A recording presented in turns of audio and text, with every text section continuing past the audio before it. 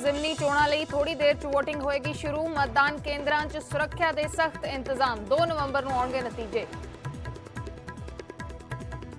हिमाचल ਦੀਆਂ 4 सीटां ਤੇ ਵੀ ਜ਼ਿਮਨੀ ਚੋਣਾਂ ਲਈ ਵੋਟਿੰਗ ਅੱਜ। 1 ਲੋਕ ਸਭਾ ਤੇ 3 ਵਿਧਾਨ ਸਭਾ ਸੀਟਾਂ ਤੇ ਥੋੜੀ ਦੇਰ 'ਚ ਹੋਏਗਾ मतदान। ਹਰਿਆਣਾ ਦੀ ਐਲਨਾਬਾਦ ਸੀਟ ਲਈ ਵੀ ਪੈਣਗੀਆਂ ਵੋਟਾਂ।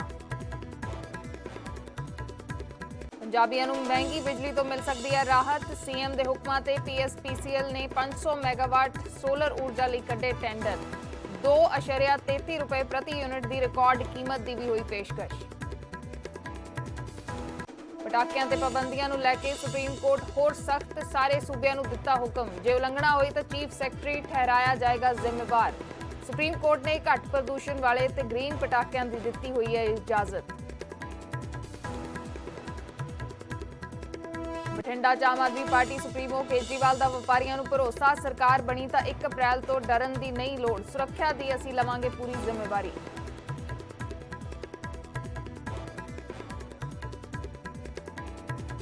दिवाली से मिलेगा जियो का जियो फोन नेक्स्ट। 6500 रुपए के फोन लिए 1999 रुपए की करनी होएगी डाउन पेमेंट। आधुनिक तकनीक नाल लैस है जियो का नवा फोन।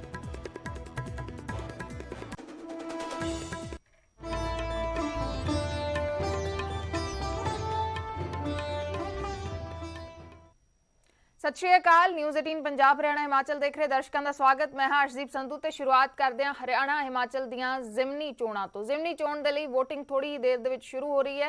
एलनाबाद विधान सभा सीट ते जिमनी चोण होनी है ते हिमाचल च 3 विधान सभा सीटां ते जिमनी चोण होनी है। हिमाचल दी मंडी लोक सभा सीट ते भी जिमनी चोण होनी है। शाम 6 बजे तक वोटां पैणगीआं ते 2 नवंबर नूं नतीजे आउणगे। जिमनी चोणां दे लई अज वोटां पैणीआं ने। थोड़ी ही देर दे विच वोटिंग शुरू होनी है। हरियाणा हिमाचल दे विच जिमनी चोणां हो रही ने। हरियाणा च एलनाबाद विधान सभा सीट ते जिमनी चोण है ते हिमाचल च 3 विधान सभा सीटां ते हिमाचल दी मंडी लोक सभा सीट ते जिमनी चोण है। शाम 6 बजे तक वोटां पैणगीआं ते नतीजे 2 नवंबर नूं आउणगे।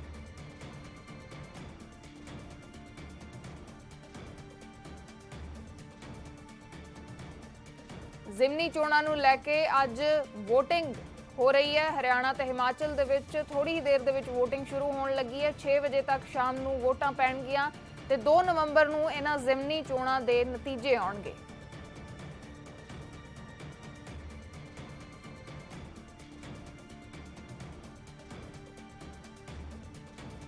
हरियाणा ते हिमाचल दे विच जिमनी चोणां हो रही ने। लगातार असीं देखिया है कि तैयारियां चल रही सी ਤੇ ਉਸ ਨੂੰ ਲੈ ਕੇ ਵੱਖ-ਵੱਖ ਪਾਰਟੀਆਂ ਆਪਣਾ ਚੋਣ ਪ੍ਰਚਾਰ ਵੱਖ-ਵੱਖ ਜਿਹੜੇ ਕੈਂਡੀਡੇਟ ਨੇ ਉਹ ਆਪਣਾ ਚੋਣ ਪ੍ਰਚਾਰ ਵੀ ਕਰਦੇ ਰਹੇ ਨੇ ਤੇ ਹੁਣ ਅੱਜ VOTING ਦਾ ਦਿਨ ਹੈ। VOTING ਤੋਂ ਬਾਅਦ ਨਤੀਜੇ 2 ਨਵੰਬਰ ਨੂੰ ਆਉਣਗੇ। ਜ਼ਿਮਨੀ ਚੋਣਾਂ ਹੋ ਰਹੀਆਂ ਨੇ ਹਰਿਆਣਾ ਤੇ ਹਿਮਾਚਲ ਦੇ ਵਿੱਚ। ਹਰਿਆਣਾ 'ਚ ਐਲਨਾਬਾਦ ਵਿਧਾਨ ਸਭਾ ਸੀਟ ਤੇ ਜ਼ਿਮਨੀ ਚੋਣ ਹੋ ਰਹੀ ਹੈ ਤੇ ਹਿਮਾਚਲ ਦੇ ਵਿੱਚ 3 ਵਿਧਾਨ ਸਭਾ ਤੇ 1 ਲੋਕ ਸਭਾ ਸੀਟ ਤੇ ਜ਼ਿਮਨੀ ਚੋਣ ਹੋਣੀ ਹੈ। ਮੰਡੀ ਲੋਕ ਸਭਾ ਸੀਟ ਤੇ ਜ਼ਿਮਨੀ ਚੋਣ ਹੋਣੀ ਹੈ। ਥੋੜੀ ਦੇਰ ਦੇ ਵਿੱਚ VOTING ਸ਼ੁਰੂ ਹੋਏਗੀ। सुरक्षा के पूरे इंतजाम किए गए हैं। नकुल जसूजा साडे सहयोगी एलनाबाद तो लाइव जुड़े हुए हैं। नकुल, की कुछ तस्वीरां ने, किस किस्म का माहौल है जिमनी चोणां नूं लैके?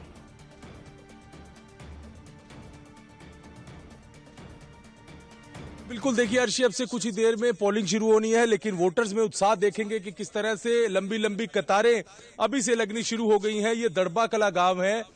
यहाँ से कांग्रेस के प्रत्याशी पवन बेनीवाल वोट पोल करेंगे। ठंड का माहौल है, ठंड है। लोगों ने सर्दी के जो कपड़े हैं वो पहने हुए हैं, सर्दी से बचने के लिए कंबल पहने हुए हैं। बावजूद इसके लोगों में उत्साह देखने को मिल रहा है। देख सकते हैं कि किस तरह से लंबी लंबी कतारें। 3 बूथ यहाँ पर बनाए हैं। राजकीय कन्या प्राथमिक पाठशाला दड़बा कला की है।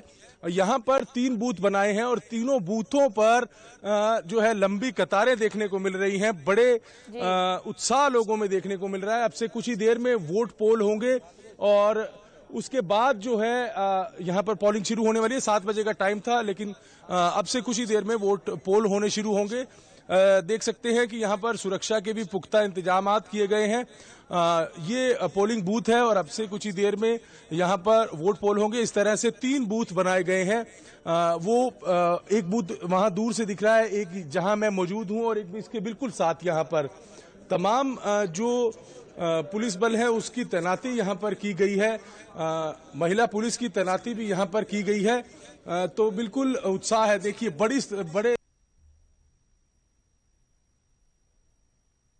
ਜੀ ਜੀ ਤਾਂ ਚੋਣਾਂ ਦੀ ਜਿਹੜੀ ਤਿਆਰੀ ਹੈ ਉਹ ਹੁੰਦੀ ਰਹੀ ਹੈ ਤੇ ਅੱਜ ਵੋਟਾਂ ਦਾ ਦਿਨ ਹੈ ਤੇ ਸਵੇਰੇ ਸਵੇਰੇ ਜਿਹੜੇ ਲੋਕ ਨੇ ਉਹ VOTING ਦੇ ਲਈ ਪਹੁੰਚਣੇ ਸ਼ੁਰੂ ਹੋ ਗਏ ਨੇ। ਤਸਵੀਰਾਂ ਅਸੀਂ ਦਿਖਾ ਰਹੇ ਹਾਂ ਏਲਨਾਬਾਦ ਦੇ ਦੜਬਾ ਕਲਾਂ ਤੋਂ। ਸ਼ੁਕਰੀਆ ਫਿਲਹਾਲ ਨਕੁਲ ਪੂਰੀ ਜਾਣਕਾਰੀ ਦੇ ਲਈ। ਤਾਂ ਇਹ ਤਸਵੀਰਾਂ ਨੇ ਏਲਨਾਬਾਦ ਦੇ ਦੜਬਾ ਕਲਾਂ ਤੋਂ ਜਿੱਥੇ ਪੋਲਿੰਗ ਬੂਥ ਜਿੱਥੇ ਬਣਾਏ ਗਏ ਨੇ ਤੇ ਉੱਥੇ ਲੋਕ ਸਵੇਰੇ ਸਵੇਰੇ ਪਹੁੰਚ ਰਹੇ ਨੇ ਵੋਟ ਪਾਉਣ ਦੇ ਲਈ। 2 ਨਵੰਬਰ ਨੂੰ ਨਤੀਜੇ ਆਉਣਗੇ। ਥੋੜੀ ਹੀ ਦੇਰ ਦੇ ਵਿੱਚ VOTING ਸ਼ੁਰੂ ਹੋਣੀ ਹੈ। ਲੋਕ ਸਵੇਰੇ ਸਵੇਰੇ ਪਹੁੰਚਣਾ ਸ਼ੁਰੂ ਹੋ ਗਏ ਨੇ ਆਪਣੇ ਵੋਟ ਦਾ ਇਸਤੇਮਾਲ ਕਰਨ ਦੇ ਲਈ ਤੇ ਇਸ ਤੋਂ ਬਾਅਦ 2 ਨਵੰਬਰ ਨੂੰ ਜ਼ਿਮਨੀ ਚੋਣਾਂ ਦੇ ਨਤੀਜੇ ਆਉਣੇ ਨੇ। ਹਰਿਆਣਾ ਤੇ ਹਿਮਾਚਲ ਦੇ ਵਿੱਚ ਜ਼ਿਮਨੀ ਚੋਣਾਂ ਹੋ ਰਹੀਆਂ ਨੇ। ਹਰਿਆਣਾ 'ਚ ਏਲਨਾਬਾਦ ਵਿਧਾਨ ਸਭਾ ਸੀਟ ਤੇ ਹਿਮਾਚਲ 'ਚ 3 ਵਿਧਾਨ ਸਭਾ ਸੀਟਾਂ ਤੇ ਮੰਡੀ ਲੋਕ ਸਭਾ ਸੀਟ ਤੇ ਜ਼ਿਮਨੀ ਚੋਣਾਂ ਹੋ ਰਹੀਆਂ ਨੇ।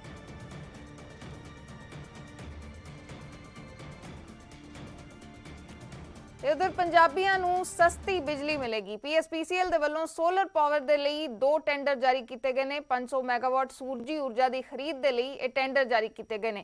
CM चरणजीत चन्नी ने PSPCL नूं इस दे लई निर्देश दिते सन।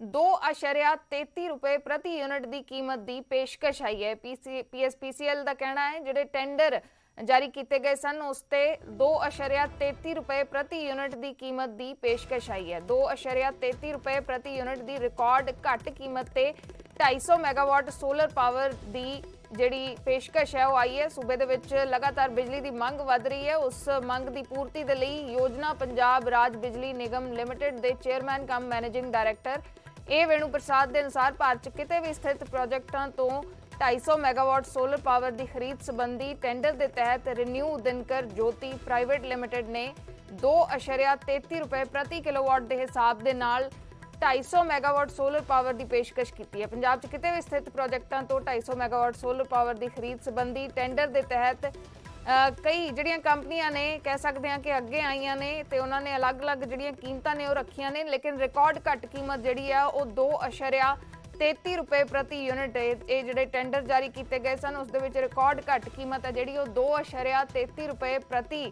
यूनिट ਇਹ ਜਿਹੜੀ ਬਿਜਲੀ ਦੀ ਪੇਸ਼ਕਸ਼ ਆਈ ਹੈ। ਲਗਾਤਾਰ ਜਿਹੜੀ ਮੰਗ ਹੈ ਬਿਜਲੀ ਦੀ ਵੱਧ ਰਹੀ ਹੈ। ਬਿਜਲੀ ਨੂੰ ਲੈ ਕੇ ਸੰਕਟ ਵੀ ਬਣਦਾ ਰਿਹਾ ਹੈ ਲਗਾਤਾਰ ਤੇ ਉਸ ਨੂੰ ਲੈ ਕੇ ਹੁਣ CM ਚਰਨਜੀਤ ਚੰਨੀ ਨੇ PSPCL ਨੂੰ ਨਿਰਦੇਸ਼ ਦਿੱਤੇ ਸਨ ਸੂਰਜੀ ਊਰਜਾ ਦੀ ਖਰੀਦ ਦੇ ਲਈ 500 ਮੈਗਾਵਾਟ ਸੋਲਰ ਪਾਵਰ ਦੀ ਖਰੀਦ ਦੇ ਲਈ ਇਹ ਟੈਂਡਰ ਜਿਹੜੇ ਨੇ ਉਹ ਜਾਰੀ ਕੀਤੇ ਗਏ ਸਨ ਤੇ ਉਸ ਦੇ ਵਿੱਚ सब तो घट जी रिकॉर्ड कीमत की पेशकश आई है 2.33 रुपए प्रति यूनिट है।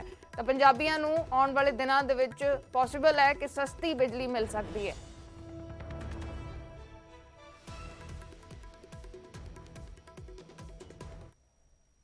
त्योहारों का सीजन है तो इस विचाले पटाकियां नूं लैके सुप्रीम कोर्ट सख्त नज़र आ रहा है। सुप्रीम कोर्ट ने सारे सूबियां नूं हुक्म दिते ने कि हुक्मां दी सख्ती दे नाल पालना की जाए।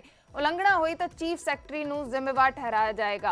सारे पटाकियां ते बैन नहीं है। नजायज़ ते कैमिकल वाले पटाकियां ते बैन लगाया गया। त्योहारों की आड़ दे विच उलंघना की इजाजत नहीं होएगी। सुप्रीम कोर्ट का आदेश है। 2017 च सुप्रीम कोर्ट ने घट प्रदूषण ते आवाज़ वाले पटाकियां ते ग्रीन पटाकियां नूं ही इजाजत दी हुई है।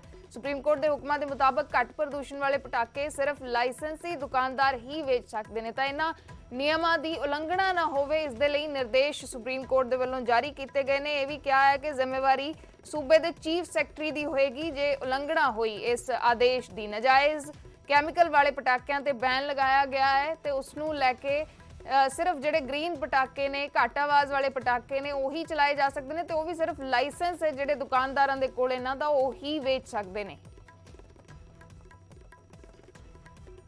में पटाखों के बैन को लेकर सुप्रीम कोर्ट ने अहम आदेश जारी कर दिया है। सुप्रीम कोर्ट ने अपने फैसले में यह कहा है कि देश भर में पटाखे पूरी तरीके से बैन नहीं किए गए हैं। हालांकि सुप्रीम कोर्ट ने अपने फैसले में कहा है कि सिर्फ ग्रीन पटाखे ही जलाए जा सकते हैं। हालांकि सुप्रीम कोर्ट ने कहा है कि बेरियम वाले जो पटाखे हैं जिनको बेरियम से बनाया गया है उन पटाखों पर पूरी तरीके से बैन लगाया गया है। हालांकि सुप्रीम कोर्ट ने यह आदेश दिया है कि अगर सुप्रीम कोर्ट के आदेश की अवमानना होती है तो राज्यों के चीफ सेक्रेटरी, सेक्रेटरी होम, जिले के SP, SHO और DM व्यक्तिगत रूप से जवाबदेही में उनको कोर्ट आना होगा। हालांकि सुप्रीम कोर्ट ने अपने फैसले में यह भी कहा है कि दीपावली में रात में 8 बजे से लेकर 10 बजे तक, वहीं नए साल पे, गुरु पर्व पे रात 11:55 से लेकर 12:30 बजे तक पटाखे जलाए जा सकते हैं। हालांकि सुप्रीम कोर्ट ने यह कहा है कि किसी भी तरीके से पटाखों पर बैन नहीं लगाया गया है, लेकिन लोगों के जीवन से बड़ा कोई भी अधिकार नहीं हो सकता है। इसलिए जिले के कलेक्टर ये सुनिश्चित करें कि जो सुप्रीम कोर्ट का आदेश है उसकी अवमानना नहीं की गई है। हालांकि सुप्रीम कोर्ट ने अपने आदेश में ये भी कहा है कि जो फिलहाल वेबसाइट्स हैं, यानी कि फ्लिपकार्ट, अमेजॉन जैसी जो वेबसाइट्स हैं, उन पर पटाखे नहीं बेचे जाएंगे। केवल पटाखे वही लोग बेच सकते हैं जिनको प्रशासन के द्वारा लाइसेंस जारी किया जाएगा। कैमरामैन अंकित जैन के साथ सुशील पांडे, न्यूज़ 18। ਅੱਗੇ ਵਧਦੇ ਹਾਂ। 84 ਨਸਲਕੁਸ਼ੀ ਦੇ ਮੁਲਜ਼ਮ ਜਗਦੀਸ਼ ਟਾਈਟਲਰ ਨੂੰ ਦਿੱਲੀ ਕਾਂਗਰਸ ਚ ਸਥਾਈ ਮੈਂਬਰ ਨਿਯੁਕਤ ਕੀਤਾ ਗਿਆ, ਜਿਸ ਨੂੰ ਲੈ ਕੇ ਵੱਡਾ ਵਿਵਾਦ ਖੜਾ ਹੋ ਗਿਆ। ਅਕਾਲੀ ਦਲ ਬੀਜੇਪੀ ਦੇ ਨਾਲ-ਨਾਲ ਆਮ ਆਦਮੀ ਪਾਰਟੀ ਵੱਲੋਂ ਵੀ ਕਾਂਗਰਸ ਤੇ ਇਲਜ਼ਾਮ ਲਾਇਆ ਗਿਆ ਕਿ ਉਹ ਸਿੱਖਾਂ ਦੇ ਜ਼ਖਮਾਂ ਤੇ ਲੂਣ ਛਿੜਕ ਰਹੀ ਹੈ। ਤਾਂ ਉਧਰ ਕਾਂਗਰਸ ਨੇ ਇਸ ਦਾ ਜਵਾਬ ਦਿੱਤਾ ਹੈ।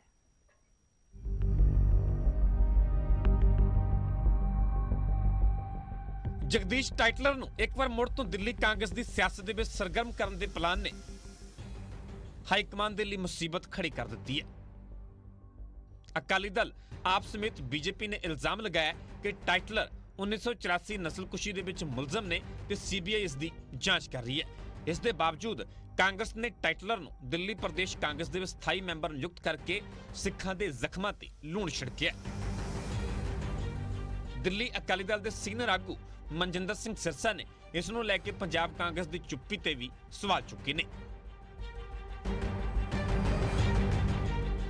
ਤੇ ਅੱਜ ਮੈਂ ਸਵਾਲ ਪੁੱਛਣਾ ਚਾਹੁੰਦਾ ਨਵਜੋਤ ਸਿੱਧੂ ਨੂੰ ਤੇ ਚੰਨੀ ਨੂੰ, ਮੁੱਖ ਮੰਤਰੀ ਨੂੰ, ਕਿ ਅੱਜ ਜਗਦੀਸ਼ ਟਾਈਟਲਰ ਨੂੰ ਉਹਨ ਕਾਂਗਰਸ ਨੇ, ਰਾਹੁਲ ਗਾਂਧੀ ਨੇ ਆਪਣਾ ਸਪੈਸ਼ਲ ਇਨਵਾਈਟੀ, ਪਰਮਨੈਂਟ ਇਨਵਾਈਟੀ ਬਣਾਇਆ ਹੈ, ਉਹਨਾਂ ਨੂੰ ਕੀ ਕਹਿਣਾ ਹੈ? ਸਿੱਧੂ ਸਾਹਿਬ, ਸਮਝੌਤਾ ਤੇ ਇਹ ਆ ਜਦੋਂ 1984 ਦੇ ਕਾਤਲਾਂ ਦੇ ਨੂੰ ਲੈ ਕੇ ਤੁਸੀਂ ਚੁੱਪ ਕਰ ਜਾਓ ਔਰ ਪੀੜਤਾਂ ਦੇ ਨਾਲ ਖੜੇ ਹੋਣ ਦੀ ਬਜਾਏ ਕਾਂਗਰਸ ਦੇ ਕਾਤਲਾਂ ਨਾਲ ਖੜੇ ਹੋ, ਚਰਿੱਤਰ ਦਾ ਪਤਨ ਉਦੋਂ ਹੁੰਦਾ ਹੈ।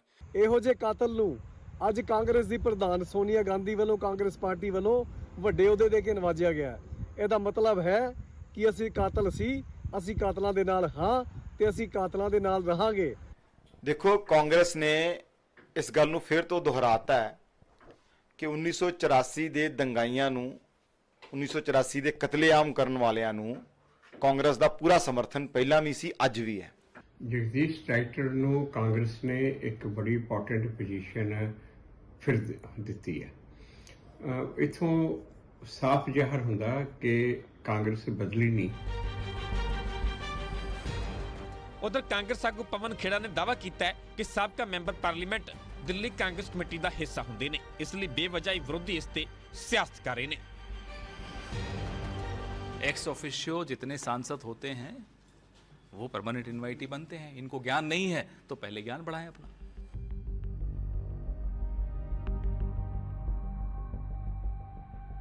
ਜਗਦੀਸ਼ ਟਾਈਟਲਰ ਦੇ ਖਿਲਾਫ ਸੀਬੀਆਈ ਦਿੱਲੀ ਦੇ ਪੁਲ ਬੰਗਸ਼ ਨਸਲਕੁਸ਼ੀ ਮਾਮਲੇ ਦੀ ਜਾਂਚ ਕਰ ਰਹੀ ਹੈ। ਹਾਲਾਂਕਿ 2007, 2009 ਤੇ 2014 ਦੇ ਵਿੱਚ ਸੀਬੀਆਈ ਨੇ ਕਲੋਜ਼ਰ ਰਿਪੋਰਟ ਫਾਈਲ ਕੀਤੀ ਸੀ, ਪਰ 2015 ਦੇ ਵਿੱਚ ਕੜਕੜਡੂਮਾ ਅਦਾਲਤ ਨੇ ਕਲੋਜ਼ਰ ਰਿਪੋਰਟ ਨੂੰ ਰੱਦ ਕਰ ਦਿੱਤਾ ਸੀ। ਅਦਾਲਤ ਨੇ ਜਾਂਚ ਜਾਰੀ ਰੱਖਣ ਦੇ ਨਿਰਦੇਸ਼ ਦਿੱਤੇ ਸਨ। ਚੰਡੀਗੜ੍ਹ ਤੋਂ ਰੋਹਿਤ ਬੰਸਲ, ਨਿਊਜ਼ 18 ਪੰਜਾਬ। ਫਿਲਹਾਲ ਰੁਕਦੇ ਇੱਕ ਛੋਟੇ ਜਿਹੇ ਬ੍ਰੇਕ ਦੇ ਲਈ। ਖਬਰਾਂ ਦਾ ਸਿਲਸਿਲਾ ਇਸੇ ਤਰੀਕੇ ਜਾਰੀ ਰਹੇਗਾ।